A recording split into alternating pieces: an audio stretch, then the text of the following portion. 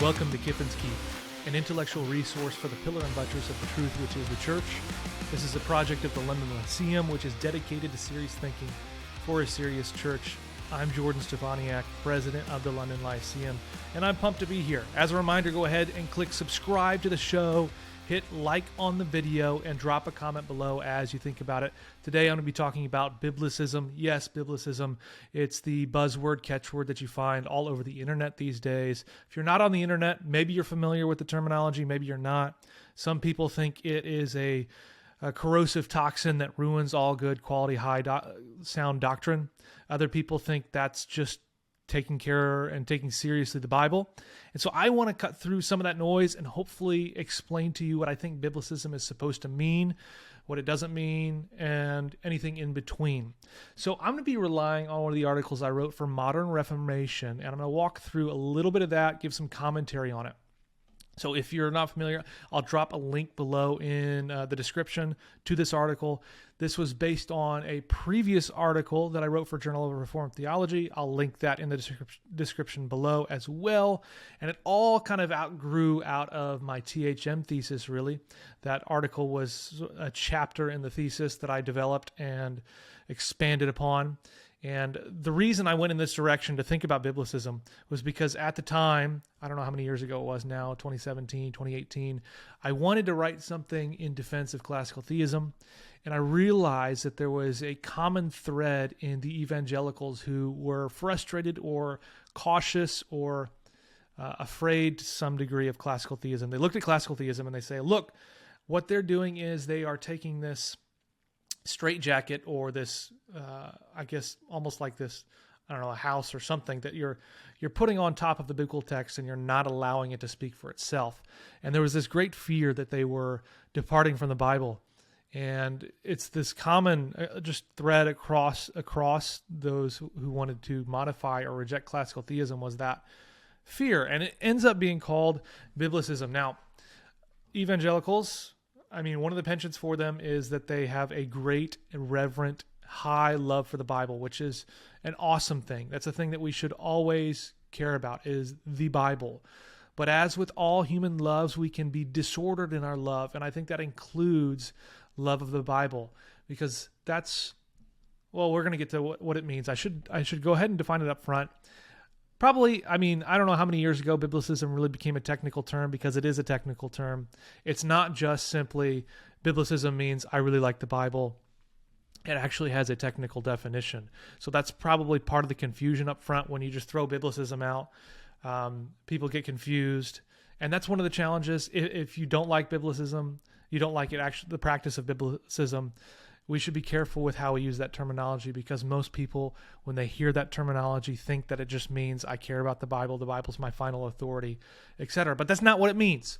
So in this essay, I tried to give a couple of definitions for it. And the first definition I give for it is just this. Biblicism means that Scripture is authoritative for all of our concepts of God. Now, I could use this Biblicism for anything, authoritative for all of our moral judgments. It's authoritative for anything, our constructions and models of human persons, etc. Just insert whatever you want. I'm just going to use concept of God here because that's the thing that it grew out of for me when I was thinking about Biblicism. So it's authoritative for all these things, and therefore any of our theological commitments, every single one of them, must emerge from Scripture alone and be consistent with Scripture. So on its face, it sounds okay. But what that ends up meaning is that other things like intuition, like creed, like confession, like tradition, any source of theological knowledge is in conflict with Scripture, with the supremacy of Scripture. So it ends up going in some different areas. I'm going to do a video on the sufficiency of Scripture. I want to talk about that because that is also a misunderstood doctrine.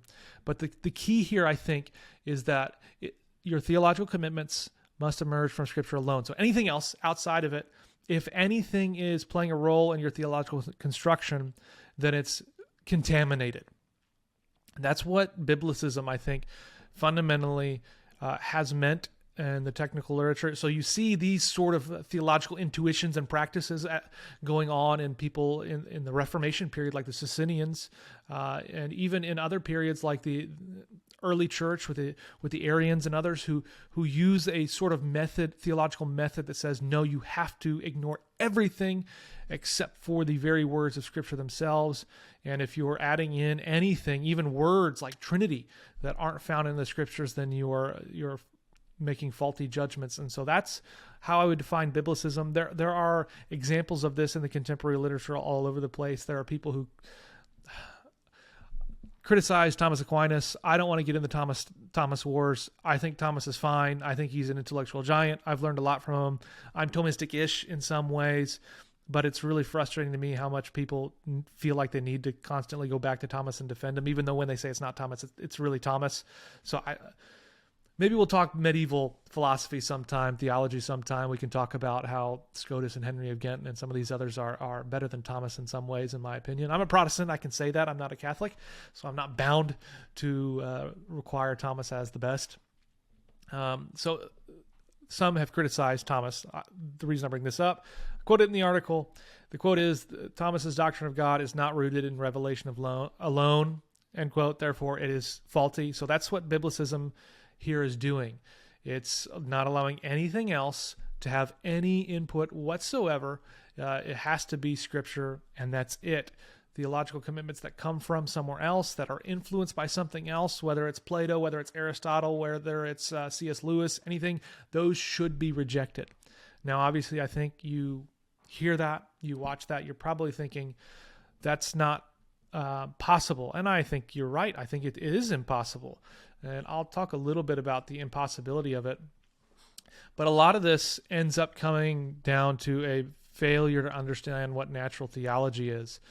And I'm going to do a video on just what that is, some of the misconceptions of natural theology, some of the correct ways to think about it. So let's just talk about some of the problems with Biblicism. I think first, a hard version of Biblicism, as I've defined it here, is impossible. It really is. There is no feasible way to come to a theological conclusion completely insulated from everything in the world except for the biblical text. If you've lived and heard a preacher, you are influenced by something. Even if you haven't heard of you've never been to church, you are going to be influenced by various things. This is just the classic, you have presuppositions, you have biases, and they are going to play a role in your theological interpretation for the good or for the bad. But we must not deny that that's even a thing. You just take them captive to Christ and make sure those presuppositions are laid bare and that you continually examine them over and over and over again. But Biblicism seems to think that you don't have presuppositions, or that they're maybe you do, but you should get rid of them all in your interpretation of the text. Now, maybe you're watching this and you're saying, no, I'm a Biblicist and that's not what I do.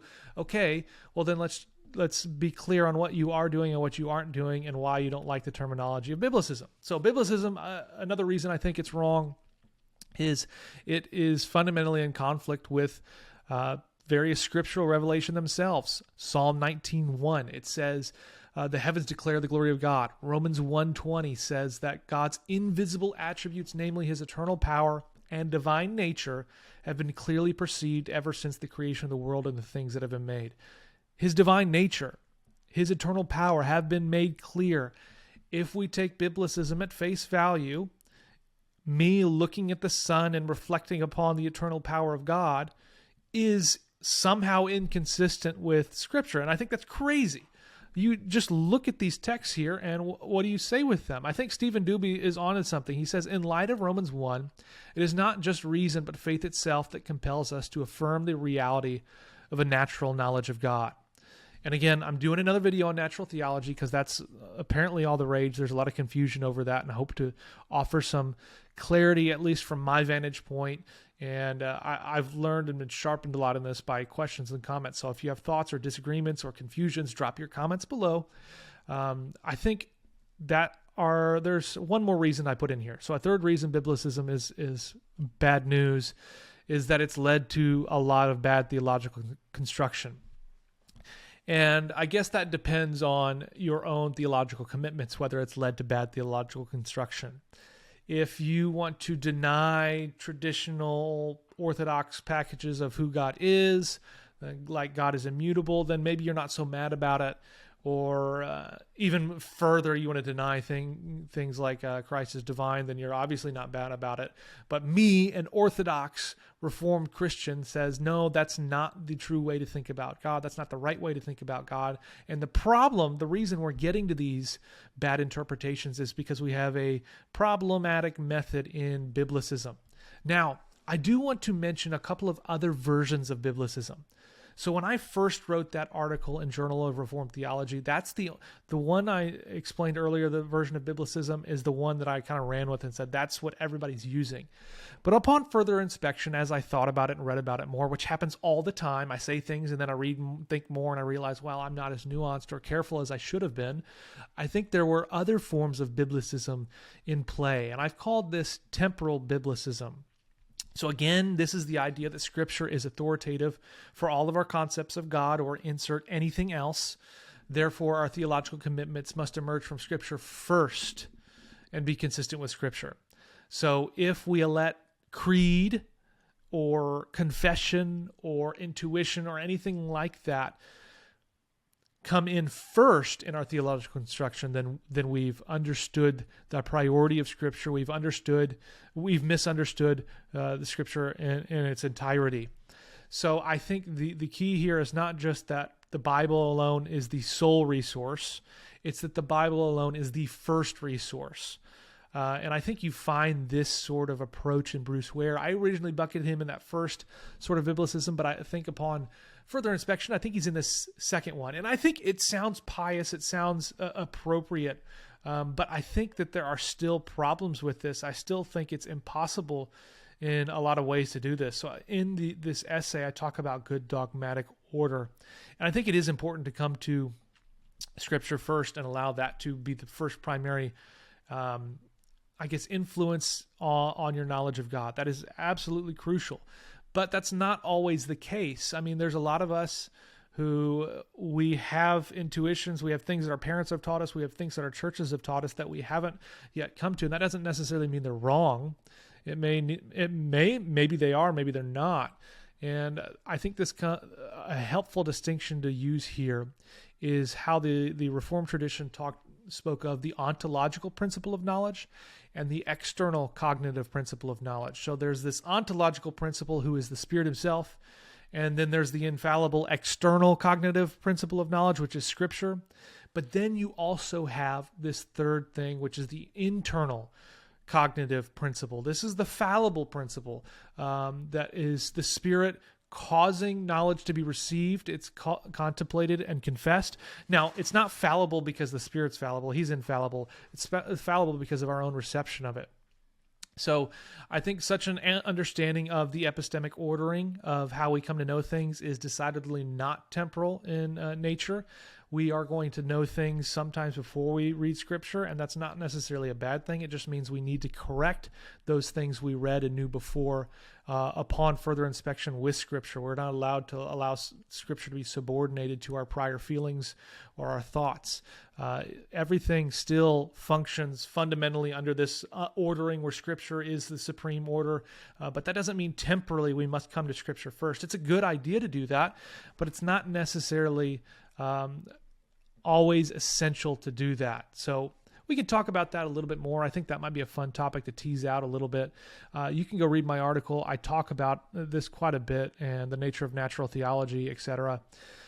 So in this, I think we should probably briefly mention sola scriptura, because that's what gets brought up with Biblicism a lot. I'll do an episode on just sola scriptura. I talk about sola scriptura just meaning that Scripture is authoritative for everything that we know about God and His world. Therefore, any theological commitment must be consistent with every other source of knowledge. Every other source of knowledge must be consistent with Scripture itself. All these other methods of knowing God, intuition, creed, confession, etc., those are subordinate in authority to Scripture. They function as derivative authorities, and that doesn't mean that you don't have other authorities. So creeds can function as a secondary authority to our knowledge of God, and yet still have Scripture as the supreme authority. So I think that's a little bit about what Biblicism is. I mean, Biblicism is, I guess, being practiced quite a bit. And that's a lot of the debate when it comes to things like doctrine of God and other areas, is just our interpretation of Scripture. So for me, I think Biblicism is bad. I think it's a really thin reading of the Bible and how we understand things. Naturally, we should use all the sources that we have. God has renewed our minds to be put to work. I think you see that in all of the really early church fathers. This is the sort of concept that they had when they're thinking about how to understand Scripture, how to read it well. This concept of renewed reason under the power of the Spirit, under the authority of Scripture. So hopefully that's helpful as a starting point on Biblicism. If you have questions, thoughts, comments, concerns, drop them below in the comments. I'd love to hear from you.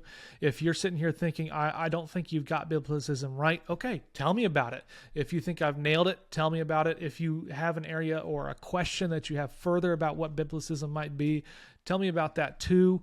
There was something else I was going to talk about with Biblicism. I think the terminology Biblicism, I'm not a sociologist. I don't know all of when this term officially became a technical term, but I know Christian Smith is one of those who popularized it as a technical term in his book, The Bible Made Impossible.